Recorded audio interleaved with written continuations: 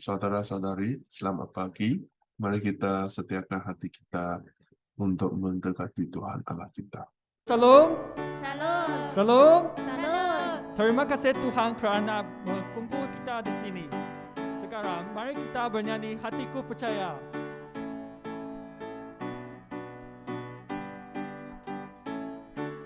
Tuhanlah kekuatan dan mazmurku, Dia gunung batu dan keselamatanku. Hanya padamu hatiku percaya, Kaulah menara dan kota perlindungan. Ku mau selalu bersyukur, cintamu padaku takkan pernah berubah. Hatiku percaya, walau bumi bergoncang, gunung-gunung beranjak, namun kasih setiamu tak pergi dariku. Tuhanlah kekuatan dan mazmurku, Dia gunung batu dan keselamatanku. Hanya padamu hatiku percaya, Kaulah menara dan kota perlindungan. Ku mau selalu bersyukur, cintamu padaku takkan pernah berubah. Hatiku percaya, walau bumi bergoncang, gunung-gunung beranjak, namun kasih setiamu tak pergi dariku. Walau bumi bergoncang, gunung-gunung beranjak, namun kasih setiamu tak pergi dariku.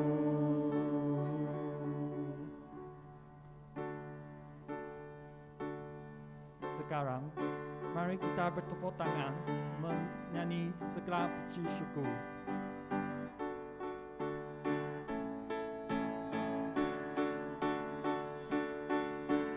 Segala puji syukur hanya bagimu Tuhan, sebab Kaulah yang layak dipuja. Kami mau bersorak tinggikan nama-Mu. Haleluya. Soraklah haleluya, oh soraklah haleluya. Haleluya. Oh oh oh oh soraklah haleluya, oh soraklah haleluya. Haleluya.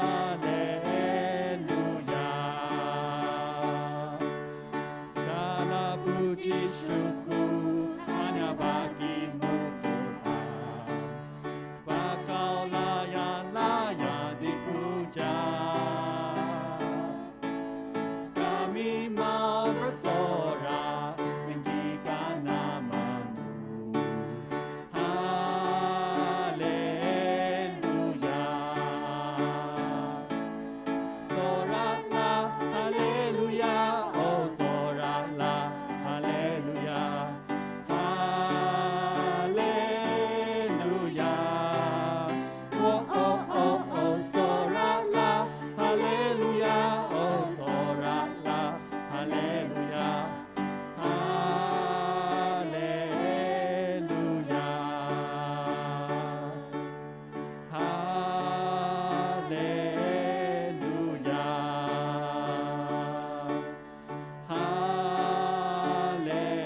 Haleluya. Sila duduk.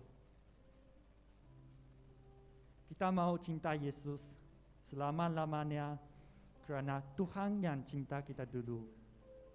Sekarang, Mari kita nyanyi Ku Mau Cinta Yesus. Ku mau cinta Yesus selamanya. Ku mau cinta Yesus selamanya. Meskipun badai silih berganti dalam hidupku, ku tetap cinta Yesus selamanya. Ya apa-apa, ya apa-apa, ini aku anakmu, layakkanlah seluruh hidupku. Ya apa-apa, ini aku anakmu, pakailah sesuai dengan rencanamu. Ku mau cinta Yesus selamanya. Ya, ku mau cinta Yesus. Ku mau cinta Yesus selamanya. Meskipun badai silih berganti dalam hidupku, ku tetap cinta Yesus selamanya. Ya apa-apa, ya apa-apa, ini aku anakmu, layakkanlah seluruh hidupku. Ya apa-apa, ini aku anakmu, pakailah sesuai dengan rencanamu. Ku mau cinta Yesus selamanya. Ku mau cinta Yesus. Ku mau cinta Yesus selamanya.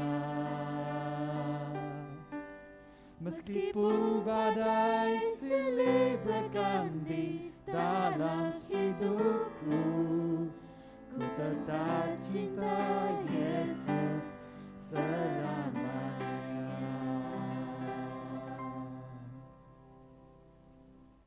Selamat tanya saudara-saudari, kalian masih ada guna telefon dekat rumah kah? Hampir semua orang sekarang guna smartphone kan? Masih ingat dulu, bila masih budak lagi ya, bila orang dewasa panggil telefon rumah saya, kalau yang saya jawabkan, hampir selalu lah. Mereka terus kata, oh halo, Kenny ya. Oh itu nama bapak saya. Oh saya jawab, oh saya Ezra, oh nanti ya, saya panggil bapak saya. Orang lain boleh salah dengar. Dia ingat itu suara bapak saya, tapi itu suara saya. Kadang-kadang ahli-ahli keluarga pun boleh salah. Oh, tapi kalian tahukah, bila Allah cakap kepada Anda tidak akan silapnya. Bila Allah cakap kepada kita, kita pasti tahu mengapa. Mari kita buka ke buku Yohanes, bab 14, ayat 15. Yohanes, bab 14, ayat 15.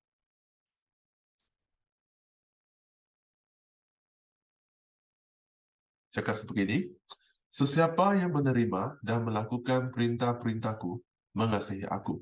Bapakku akan mengasihi sesiapa yang mengasihi aku. Aku pun akan mengasihi orang itu dan menunjukkan diri kepadanya. Dari ayat hari ini, kita boleh mendapati bahawa Allah amat ingin mengasihi dan membina satu hubungan yang penuh kasih dengan manusia.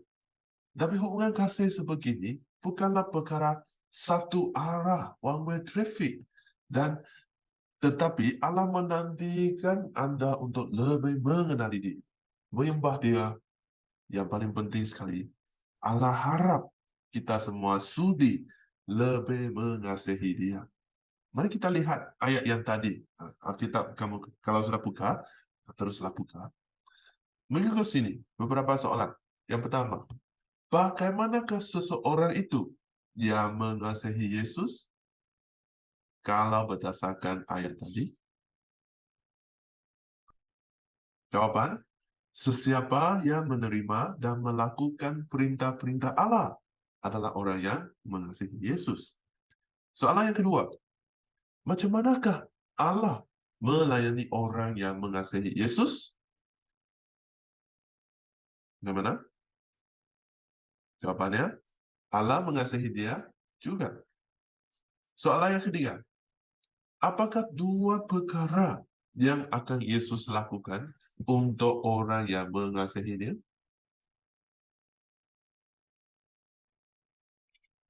Dalam ayat tadi, Yesus pun akan mengasihi orang itu dan menunjukkan diri kepada dia. Yesus berkata, jika kamu mengasihi aku, kamu akan mentaati perintah-perintahku. Jadi bila kamu melakukan perintah-perintah Yesus, kamu sedang menunjukkan bahawa diri kamu adalah seorang yang mengasihi dan bergantung kepada Yesus. Allah Bapa juga mengasihi orang yang anaknya, Melakukan perintah Allah adalah mengakui hubungan kasih kamu dengan Allah. Kalau kamu rasa susah untuk melakukan perintah-perintah Allah, mungkin ada masalah antara hubungan kasih kamu dan Allah. Misalnya, kamu haruslah lebih bertumpu kepada kasih sayang Yesus. Allah adalah Maha Pengasih dan juga menjemput kamu untuk menyertai dan bekerja sama dengan Dia. Allah bekerja melalui manusia. Kita dapat memahami suatu perkara melalui Alkitab, iaitu Allah, Dia tidak pernah tidak peduli terhadap dunia ini. Tetapi Allah selalu campur tangan dalam sejarah manusia. Dia mengambil tindakan untuk menyelamatkan. Dan saja ini, Allah juga menjemput umatnya untuk bekerja sama. Selesaikan plan menyelamat. Kita boleh lihat sekurang-kurangnya ada 3 contoh dalam Perjanjian Lama. Yang pertama, bila Allah bersedia untuk menghakimi dunia melalui banjir, Dia bercakap kepada Nuh. Melalui Nuh, Allah selesaikan plannya. Yang kedua, bila Allah bersedia untuk membina satu kerajaan dalam namanya, Dia nampakkan diri kepada Abraham. Selesaikan plannya melalui Abraham. Yang ketiga, bila Allah mendengar suruhan orang Israel di Mesir dan ingin menyelamatkan mereka keluar dari Mesir, Allah menampakkan diri kepada Musa dan menyelamatkan orang Israel melalui Musa. Dari 3 cerita ini kita memahami bahawa Allah bila Dia bersedia untuk melakukan sesuatu, Dia yang akan memberitahu hamba. Dan hambanya perlu melaraskan kehidupan mereka agar mereka dapat menyertai dalam kerja Allah. Mungkin kamu akan tanya, macam mana Allah menjemput saya untuk menyertai dalam kerjanya? Mari kita lihat 2 ayat di sini. Tetapi Yesus berkata kepada mereka, Bapakku sentiasa bekerja. Aku pun harus bekerja. Yesus menjawab mereka, percayalah, anak tidak dapat melakukan apa-apa menurut kehendaknya sendiri. Dia hanya melakukan apa yang dilihatnya dilakukan oleh Bapaknya. Jadi, macam mana Yesus memahami kehendak Allah? Ada beberapa step. Yang pertama, melalui ayat tadi, kita lihat bahawa Allah bekerja dari dulu sampai ke sekarang. Allah masih tetap bekerja. Dan yang kedua, hari ini Allah juga mahu kita semua bekerja. Dan saya tidak ambil inisiatif untuk buat kerja. Saya memerhati apa yang sedang Allah lakukan. Dan saya kerja mengikut apa yang Allah lakukan. Seperti tadi, Yesus juga melihat apa yang dilakukan oleh Bapaknya. Dan kita tahu bahawa Tuhan Allah amat mengasihi kita. Jadi apa yang Dia menunjukkan kepada kita adalah sesuai untuk kita. Dan kita akan mengikut kehendak Allah untuk bekerja. Yesus, Dia memahami kehendak Allah melalui memerhati apakah kerja yang sedang Allah Bapa lakukan. Lepas itu, Yesus menyertai dalam kerja Allah tersebut.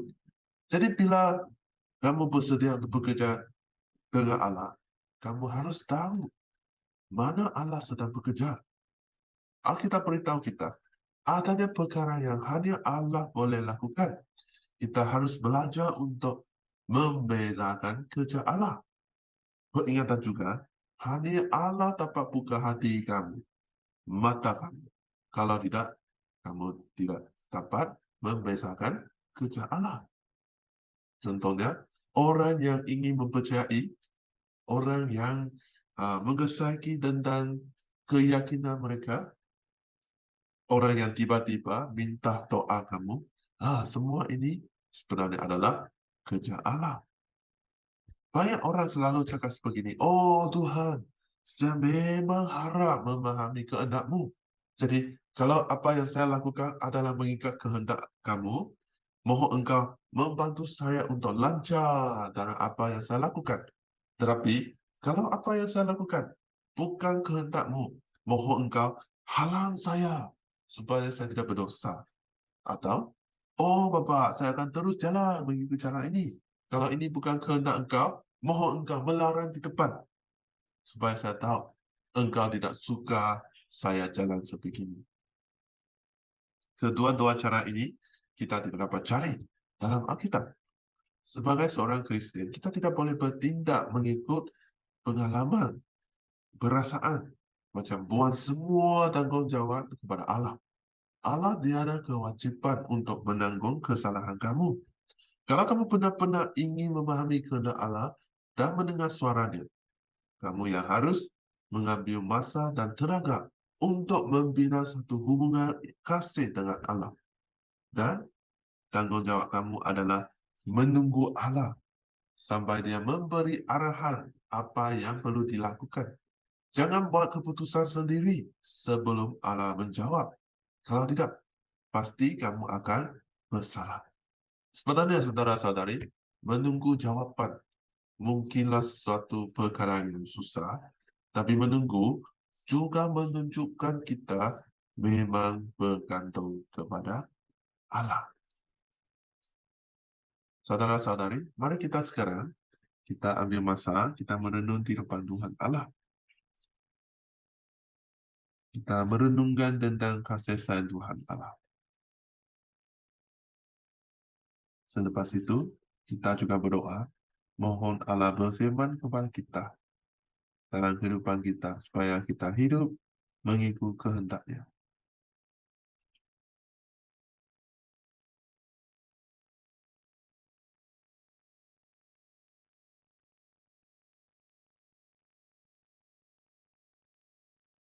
Bapa Surgawi, kami tampil di depan-Mu, kami bersyukur untuk pagi ini kami dapat mendekati-Mu dengan hati yang bersukacita. Bapa Tuhan, kami serahkan hari ini ke dalam tangan-Mu. Mohon Bapa Tuhan teruslah membimbing semua kami untuk menjalan dalam kehendak Engkau. Bapa Tuhan, bantulah kami, berfirmanlah kepada kami, memberi kami kepastian dan bimbingan dalam kehidupan. Terima kasih Tuhan selalu bersedia. Dalam nama Yesus Kristus kami berdoa. Amin.